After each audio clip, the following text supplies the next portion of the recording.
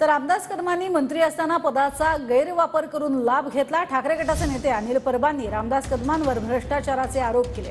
रामदास कदमांचे 12 ते 13 घोटाळे बाहेर काढणार असल्याचंही अनिल परबांनी म्हटलंय।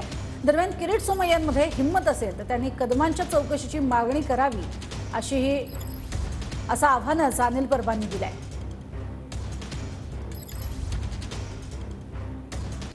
रामदास कदम यांच्या भूखंडाची प्रकरण मी आपल्याला सांगतोय। खेडमध्ये एक नगरपालिकेच्या मालकीचा भूखंड होता। ही जागा खेड नगरपालिकेची आरक्षित जागा आहे हरित पट्ट्यासाठी।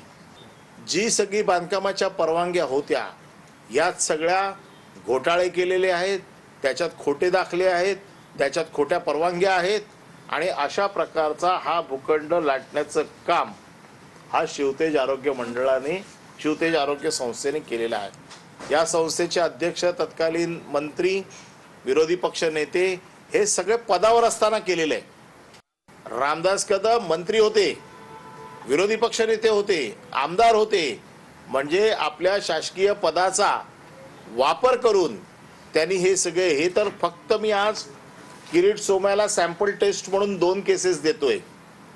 असे विविध 12 ते 13 घोटाळे हे येणाऱ्या कालावधीमध्ये मी बाहेर काढीन। रामदास कदम यांनी स्वतःच्या सख्या भावाला देखील सोडलेलं नाहीये।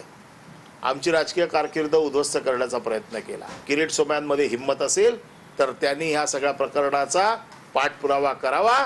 जी भाषा आमच्याबद्दल करत होता ना, अनिल परब को तो अंदर जाना ही पडेगा, हिम्मत असेल तर रामदास कदम आणि त्याच्या दोन्ही मुलांना आतमध्ये टाकून दाखवावं।